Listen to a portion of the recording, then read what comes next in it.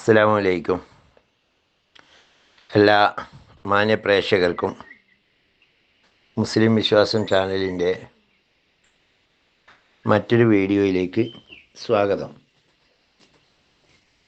ഈ ചാനലിനെ കുറിച്ചെല്ലാം എല്ലാവർക്കും അറിയാവുന്നതാണ്.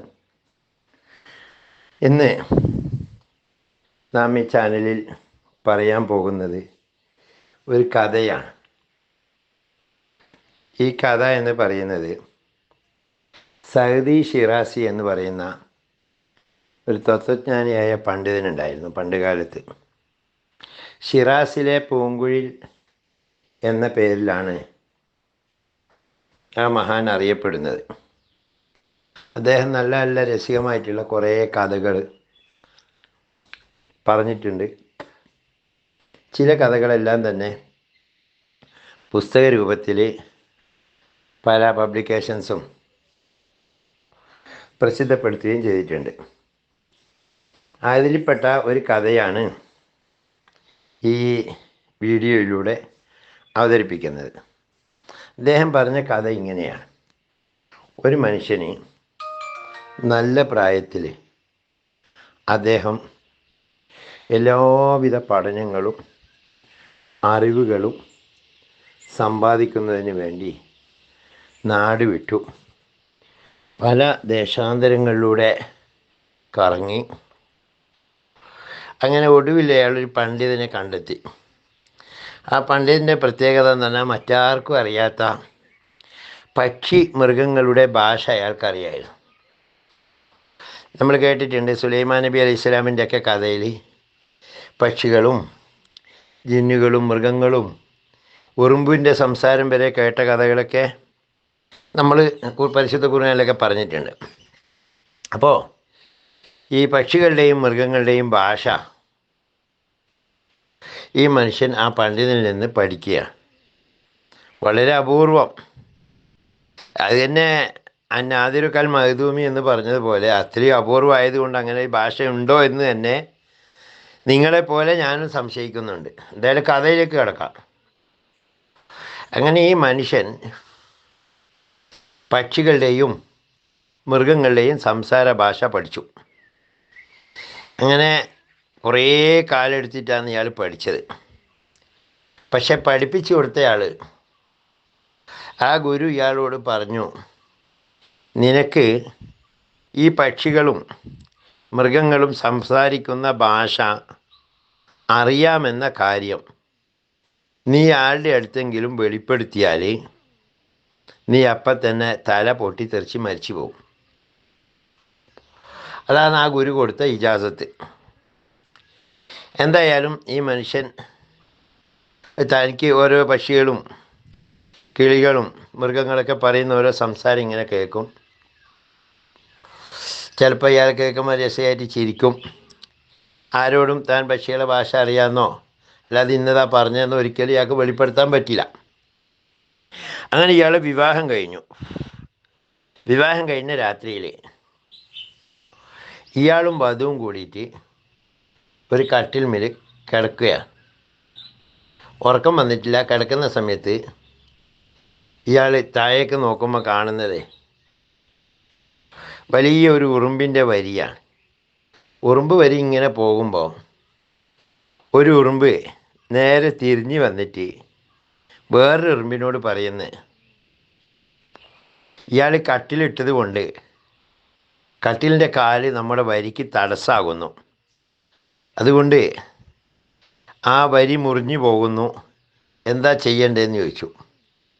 അപ്പോൾ കേട്ട ഉറുമ്പിൻ്റെ നേതാവ് പറഞ്ഞു കൊടുത്തു, നിങ്ങൾ 4 പേര് കൂടിയിട്ട് ആ കട്ടിലെടുത്തിട്ട് കുറച്ചങ്ങോട്ടേക്ക് നീക്കിയിട്ടേക്ക്. അത് കേട്ടപ്പോൾ ഇയാൾ ചിരിച്ചു പോയി. നമ്മളാണെങ്കിലും ചിരിക്കൂലേ? അതായത് 2 മനുഷ്യന്മാർ കിടക്കുന്നൊരു കട്ടിൽ 4 ഉറുമ്പുകൾ കൂടിയിട്ട് എങ്ങനെയാണ് പിടിച്ച് അവർക്ക് പൊക്കിയാൽ പോകുമോ? ഇനി ആളില്ലെങ്കിൽ തന്നെ പോകുമോ? പോട്ടെ, ആളില്ലാതെ കട്ടിലിൻ്റെ ഒരു കാലിൻ്റെ ചെറിയൊരു കഷ്ണം പോലും ഉറുമ്പൊക്കെ പോകുമോ? അതോർത്തിട്ട് ഇയാളങ്ങ് ചിരിച്ചു പോയി. ഇത് അടുത്ത് കിടക്കുകയായിരുന്നു ഇയാളെ ഭാര്യ. ഇയാൾ വെറുതെ ചിരിക്കുന്ന കണ്ടിട്ട് ചോദിച്ചു, എന്തിനാ നിങ്ങൾ ചിരിച്ചേന്ന്? അപ്പോൾ ഇയാൾ പറഞ്ഞു, വെറുതെ ചിരിച്ചാണെന്ന് പറഞ്ഞു. ഭാര്യ പറഞ്ഞു എന്തോ കുഴപ്പമുണ്ട്, എൻ്റെ ശരീരത്തിൽ എന്തോ കുറ്റം കണ്ടിട്ടാണ് നിങ്ങൾ ചിരിച്ചത്. ആ കല്യാണത്തിൻ്റെ അന്നല്ല കേട്ടോ, കല്യാണം കഴിഞ്ഞിട്ട് കുറച്ച് ദിവസം കഴിഞ്ഞിന്, എന്നിട്ടാണ് ഈ സംഭവം നടക്കുന്നത്.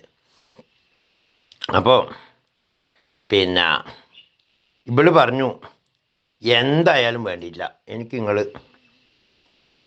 പിന്നെ എന്തിനാ ചിരിച്ചതെന്ന് പറയണം. അങ്ങനെ ഇയാൾ പറഞ്ഞു ഞാൻ വെറുതെ ചിരിച്ചതാണ്, കുറേ എക്സ്ക്യൂസ് പറഞ്ഞു നോക്കി. അല്ല, എൻ്റെ അടുത്ത് എന്തോ കുറ്റം കണ്ടിട്ടാണ് നിങ്ങൾ ചിരിച്ചത്.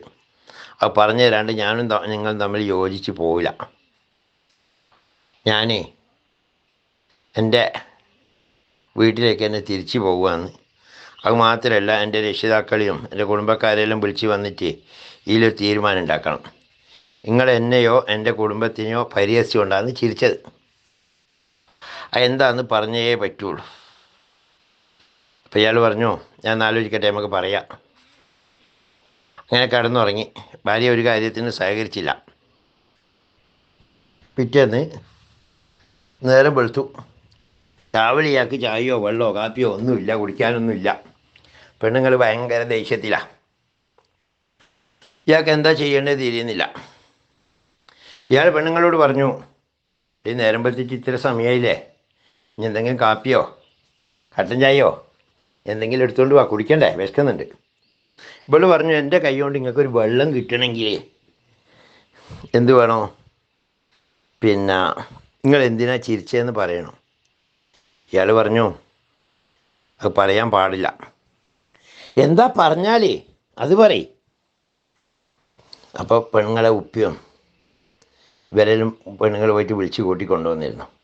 ഇവള് ഉപ്പിയും പറയുന്നത് എന്താ പറഞ്ഞാൽ നിങ്ങളെ കാര്യങ്ങൾ പറഞ്ഞു കൊടുത്താൽ പോരെ, എന്തിനാ മറച്ചു വെക്കുന്നത്, ഇതിലെന്തോ ഗൂഢാലോചന ഉണ്ടല്ലോ, എന്തോ നിങ്ങൾക്ക് എന്തോ വേറെ സ്ത്രീകളുമായിട്ട് ബന്ധമുണ്ടോ, അല്ല എൻ്റെ പെണ്ണുങ്ങൾക്ക് മോക്ക് എന്തെങ്കിലും കുറ്റം കണ്ടീനോ, എന്താ കുഴപ്പമൊന്ന് പറയണം. ഇയാൾ പറഞ്ഞു അത് ഞാൻ പറഞ്ഞാലേ ഞാൻ തല പൊട്ടിത്തെറിച്ച് മരിച്ചു പോകും. ഇത് കേട്ടപ്പോൾ ഈ ഭാര്യേൻ്റെ ഉപ്പ, അതായത് അമ്മോശൻ പറഞ്ഞു ശരി എൻ്റെ മോൻ അങ്ങനെ ബുദ്ധിമുട്ടൊന്നും വരണ്ട, ഞാനും ഭാര്യയും തിരിച്ചു പോകുകയെന്ന്. അപ്പോൾ എന്തോ രഹസ്യം ഉണ്ടാവുമായിരിക്കും, ഞാനതിനെ പറ്റിയിട്ടൊന്നും ചോദിക്കുന്നില്ല, എന്തായാലും എൻ്റെ മോക്ക് കുഴപ്പമൊന്നും ഇല്ലല്ലോ, ഞാൻ പോകുകയെന്ന് പറഞ്ഞിട്ട് അയാളെ ഭാര്യേനെയും കൂട്ടിയിട്ട്, അതായത് ഇയാളെ അമ്മായിമാനെയും കൂട്ടിയിട്ട് അയാൾ പോയി. പെണ്ണുങ്ങൾക്ക് സമാധാനമില്ല, ഇയാളെ ഭാര്യയ്ക്ക്. അവൾ പറയുന്നത് എന്തിനാ നിങ്ങൾ ചിരിച്ചതെന്നുള്ള രഹസ്യം പറഞ്ഞേ പറ്റുള്ളൂ. അങ്ങനെ എന്താക്കി ഇയാൾ പറഞ്ഞു ഞാൻ എൻ്റെ ഉപ്പാനോട് പറഞ്ഞു കേട്ടില്ലേ, അത് പറഞ്ഞാൽ ഞാൻ തല പൊട്ടി മരിച്ചു പോകും. നിങ്ങൾ മരിച്ചാലും വേണ്ടിയില്ല, നിങ്ങൾ പറഞ്ഞേ പറ്റുള്ളൂ. ഇയാളാകെ കുഴപ്പത്തിലായി. ഇതെങ്ങനെയാ പറയുക, എങ്ങനെയാ പറയാണ്ടിരിക്കുക. അങ്ങനെ എന്ത് ചെയ്ത് ഇയാൾ അസ്വസ്ഥനായി. ഇയാൾ ഭാര്യ പറയുന്നത് എന്ത്, അത് പറഞ്ഞേ പറ്റുള്ളൂ, നിങ്ങൾ മരിച്ചാലും വേണ്ടിയില്ല ജീവിച്ചാലും വേണ്ടിയില്ല. അന്നേരം ഇയാൾ പറഞ്ഞു ഒരു കാര്യമുണ്ട്, അത് പറയണ എനിക്ക് കുറച്ച് ആചാരങ്ങൾ പാലിക്കാനുണ്ട്, ഞാൻ എൻ്റെ കുടുംബക്കാരെല്ലാം ഒന്ന് വിളിച്ചു വരുത്തിയിട്ട് യാത്ര പറയണം, കാരണം ഞാൻ മരിച്ചു പോയി ഇത് പറഞ്ഞു കഴിയുന്നതോട് കൂടിയിട്ട്. അങ്ങനെ ഇയാളെ അക്കാലത്ത് ഈ സമയത്തുള്ള പോലെ മൊബൈലോ വിളിച്ച് പറയാനൊന്നും സൗകര്യമില്ലല്ലോ. ഇയാൾ വേണ്ടപ്പെട്ട ഇയാളെ ഉപ്പ, ഇയാളെ ഉമ്മ, ഇയാളെ സഹോദരങ്ങൾ, ഇയാളെ മറ്റുള്ള കുടുംബക്കാർ, കുറേ ഫ്രണ്ട്സ്, ഇവരൊക്കെ വീട്ടിലേക്ക് ക്ഷണിച്ച് വരുത്തി. എല്ലാവരും പോയിട്ട് എന്തെന്നാ കാര്യമെന്ന് ചോദിച്ചു.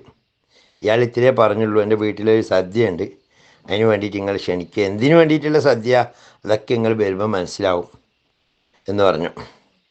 അങ്ങനെ എല്ലാവരെയും ക്ഷണിച്ച് വരുത്തി. അപ്പോൾ ഈ ഭാര്യയും ചോദിക്കുന്നുണ്ട് എന്തിനാ നിങ്ങൾ ഇങ്ങനെ ഇവരെയൊക്കെ വിളിച്ച് വരുത്തുന്നത്. ഇയാൾ പറഞ്ഞു ഞാൻ എന്നോട് പറഞ്ഞിട്ടില്ലേ, എന്നോട് ആ രഹസ്യം വെളിപ്പെടുത്തുന്നതോട് കൂടിയിട്ട് ഞാൻ മരിച്ചു പോകും, അപ്പോൾ എനിക്ക് മരിക്കുമ്പോൾ സമയത്ത് ഇവരൊക്കെ ഉണ്ടാകണമല്ലോ. അങ്ങനെ എന്ത് ചെയ്തേ, ഈ പറയപ്പെട്ട ദിവസം വീട്ടിലെല്ലാവരും ഒരുമിച്ച് കൂടിയിട്ട് ഇയാൾ രഹസ്യം വെളിപ്പെടുത്താൻ തയ്യാറാവുക. അപ്പോൾ ഇയാൾ മനസ്സിലാക്കി ഇയാൾ ഭയങ്കര മതവിശ്വാസിയും ആത്മീയ കാര്യങ്ങളിലൊക്കെ വിശ്വാസമുള്ള ആളുമാണ്. ഇയാൾ വിചാരിച്ചു എന്തായാലും പോയിട്ട് ഒതു എടുത്ത് വന്നിട്ട് 2 റക്അത്ത് നിസ്കരിച്ച് എന്നിട്ട് ഈ കാര്യങ്ങൾ വെളിപ്പെടുത്തുക, അതോട് കൂടിയിട്ട് മരിച്ചാലും കുഴപ്പമില്ല എന്ന് ഇയാൾ അവസാനത്തെ ആഗ്രഹം നടപ്പാക്കുന്നതിൻ്റെ ഭാഗമായിട്ട് ഇയാൾ എന്ത് ചെയ്ത് കുളക്കരയിലേക്ക് പോയി.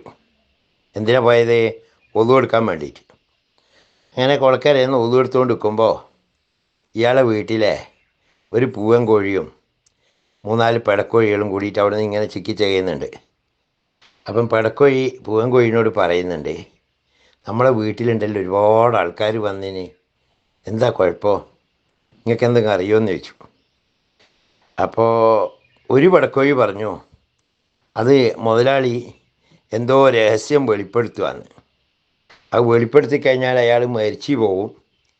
അതുപോലെ ആ വെളിപ്പെടുത്തുന്നതിൻ്റെ ഭാഗമായിട്ട് കുടുംബക്കാരുടെ സാന്നിധ്യത്തിൽ അയാൾക്ക് വിളിച്ചു വരുത്താൻ, ആ സാന്നിധ്യത്തിൽ മരിക്കാൻ വേണ്ടിയിട്ടാണ് ഇയാൾ കുടുംബത്തിലെ ബാക്കി എല്ലാവരെയും വിളിച്ചു വരുത്തിയേ, അതിൻ്റെ ഭക്ഷണമൊക്കെ ആ വീട്ടിൽ ഉണ്ടാക്കുന്നത് എന്ന് ഒരു പിടക്കോഴി പറഞ്ഞു ഈ പൂവൻ കോഴിനോടും ബാക്കിയുള്ള കോഴികളോടും. അതും ഇയാൾ കേൾക്കുക. അപ്പം പൂവൻ കോഴി പറഞ്ഞു, അങ്ങനെ മരിക്കേണ്ടതാണെങ്കിൽ അയാൾ ജീവിക്കണ്ട, അയാൾ മരിക്കലാണ് നല്ലേ. അപ്പം പിടക്കോഴി പറഞ്ഞു, എന്നാലും ഒരു സങ്കടം, എന്തിനയാൾ മരിക്കുന്നത്, നമ്മളെ നല്ലൊരു മുതലാളിയല്ലേ. അപ്പോൾ പൂവൻ കോഴി പറഞ്ഞു, ഈ പെണ്ണുങ്ങൾ വർത്താനം കേട്ടിട്ട് ഓളൊന്ന് സുഖിപ്പിക്കാൻ വേണ്ടിയിട്ട് മരിക്കാൻ വേണ്ടി ഒരുങ്ങുന്ന ഓനെ പോലത്തെ പൊട്ടന്മാരെല്ലാം ദുനിയാവ് ഭൂമിക്ക് ഭാരാന്ന്, ഓനൊക്കെ മരിക്കലാണ് നല്ലതെന്ന് പറഞ്ഞു. അപ്പോൾ ഒരു പിടക്കോഴി പറഞ്ഞു, നിങ്ങൾ വലിയ ഭർത്താവാണല്ലോ, അയാളുടെ സ്ഥാനത്ത് നിങ്ങളാണെങ്കിൽ എന്താ ചെയ്യാന്ന് ചോദിച്ചു. അപ്പം പൂവൻ കോഴി പറഞ്ഞു, ഞാനിതാ നിങ്ങൾ 4 ഭാര്യമാരെ മര്യാദയ്ക്ക് മേച്ചുകൊണ്ട് കിടക്കുന്നുണ്ട്, ഇമ്മാതിരി എനിക്ക് എന്തെങ്കിലും അപകടം വരുന്ന എന്തെങ്കിലും ചോദ്യം ചോദിച്ചാൽ നല്ല പാത്തലെടുത്തിട്ട് 4 പെടയങ്ങ് തരും, വേറെ കുഴപ്പമൊന്നും ഉണ്ടാവില്ല എന്ന് പറഞ്ഞു. അതും ഇയാൾ കേട്ടു. ഇയാളങ്ങനെ ഒതുവെടുത്ത് തിരിച്ചു വരുന്ന വഴിക്ക് നല്ല ഒരു മരത്തിൻ്റെ കമ്പിങ് വെട്ടിയിട്ട് വന്നു. വെട്ടിയിട്ട് നേരെ വീട്ടിലേക്ക് കയറി വന്നു. അപ്പോൾ ഈ ഒതു കൊടുക്കാൻ പോകുന്ന സമയത്ത് വരെ ഇയാൾ ഭാര്യനോട് പറഞ്ഞത്, ഞാൻ ഒതു കൊടുത്ത് വരട്ടെ, എന്നിട്ട് നിസ്കരിച്ച് കുടുംബത്തിൻ്റെ സാന്നിധ്യത്തിൽ വെളിപ്പെടുത്തണമെന്നാണ്, അതിന് വേണ്ടിയിട്ട് ഞാൻ ഒതു കൊടുക്കാൻ പോകുന്നതെന്ന് പറഞ്ഞിട്ട് പോയ ആളാണ്. ഇയാൾ നേരെ വീട്ടിലേക്ക് കയറി വന്നു.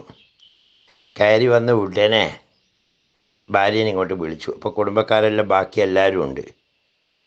അപ്പോൾ എന്നിട്ട് ഇയാൾ ചോദിച്ചു ഭാര്യനോട്, എടി എനിക്ക് ആ രഹസ്യം അറിയണോ? അറിയണം. അറിഞ്ഞിട്ടില്ലെങ്കിൽ എന്നാണ് നിങ്ങൾക്ക് പല അനർത്ഥം ഉണ്ടാവും, എന്നെ കൊണ്ട് ചെയ്യാൻ പറ്റുന്നതൊക്കെ ഞാൻ ചെയ്യും. ഞാൻ നിന്നോട് പറഞ്ഞില്ലേ, പറഞ്ഞാൽ ഞാൻ മരിച്ചു പോകും, നിങ്ങൾ മരിച്ചാലും വേണ്ടിയില്ല ജീവിച്ചാലും വേണ്ടിയില്ല, പറഞ്ഞ് കയ്യിൽ 4 പെടയങ്ങ് കൊടുത്തു ഇയാൾ. എൻ്റെ പെണ്ണുങ്ങളോട് ചോദിച്ചു, ഇനി എനിക്ക് ആ രഹസ്യം അറിയണോ? വേണ്ട എന്ന് പറഞ്ഞു. വളരെ മാറിയിരുന്ന് കരയാൻ തുടങ്ങി. അപ്പോൾ ഈ കുടുംബക്കാരൊക്കെ ചോദിച്ചു, അല്ല ഇങ്ങനത്തിന് ഞങ്ങളെ വിളിച്ചു വരുത്തിയേ? ഈ കാര്യം തീരുമാനമാക്കാൻ വേണ്ടിയിട്ടാണ് നിങ്ങളെല്ലാം വിളിച്ചു വരുത്തിയത്. ഇപ്പോൾ തീരുമാനമായി, എൻ്റെ ഭാര്യയ്ക്ക് ഇപ്പോൾ ഒന്നും അറിയണ്ട, ഇനിയിപ്പോൾ നമുക്ക് എല്ലാവർക്കും ഭക്ഷണം കഴിച്ച് മാന്യമായിട്ട് പിരിയാമെന്ന് പറഞ്ഞു. അപ്പോൾ എല്ലാവരും ഭക്ഷണമെല്ലാം കഴിച്ച് പിരിഞ്ഞു പോയി. ഈ ഭാര്യയും ഭർത്താവും, പിന്നെ ഭാര്യയ്ക്ക് ഭർത്താവിനെ പറ്റി യാതൊരു സംശയവുമില്ല, എല്ലാ സംശയവും തീർത്തു, തീരുമാനമായി.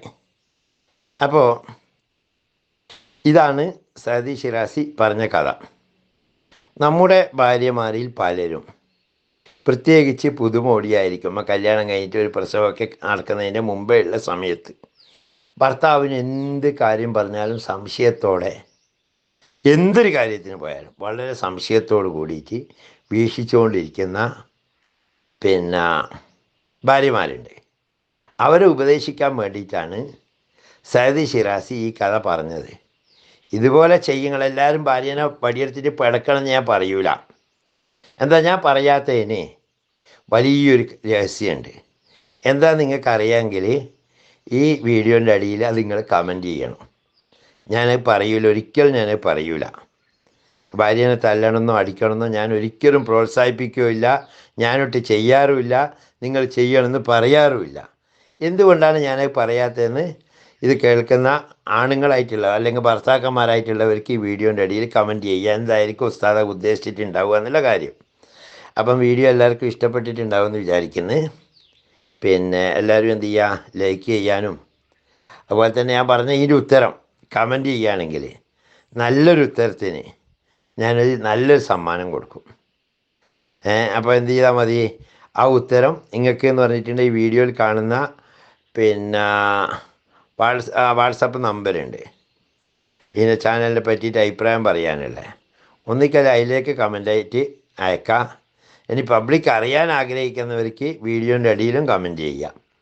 നിങ്ങൾ ഏതായാലും കമൻറ്റ് ചെയ്യുന്നത് ആ വാട്സാപ്പിലും കൂടി അയച്ചു കഴിഞ്ഞാൽ എനിക്ക് ആ വാട്സാപ്പ് നമ്പർ കാരണം വിളിച്ചിട്ട് ആ സമ്മാനം കൈമാറാൻ പറ്റും. അപ്പോൾ ഏതായാലും എല്ലാവർക്കും നന്മ വരട്ടെ. നല്ലൊരു കഥയായിരിക്കുമെന്ന് പ്രതീക്ഷിക്കുന്നു. നിങ്ങളുടെ ജീവിതത്തിൽ ഏത് രൂപത്തിലാണ് ഉപയോഗപ്പെടുത്താൻ പറ്റുമെന്ന് ഓരോരുത്തരും ഉപയോഗപ്പെടുത്തിക്കൊള്ളുക. പിന്നെ വീഡിയോ എല്ലാവർക്കും ഷെയർ ചെയ്ത് കൊടുക്കുക. പരമാവധി സബ്സ്ക്രൈബേഴ്സിന് ഉണ്ടാക്കുക. എല്ലാവരും സഹകരിക്കുക. അള്ളാഹു അനുഗ്രഹിക്കട്ടെ. വാഹിർ ദവാന അൽഹംദുലില്ലാഹി റബ്ബിൽ ആലമീൻ. അസ്സലാമു അലൈക്കും വറഹ്മത്തുള്ളാഹി വബറകാതുഹു.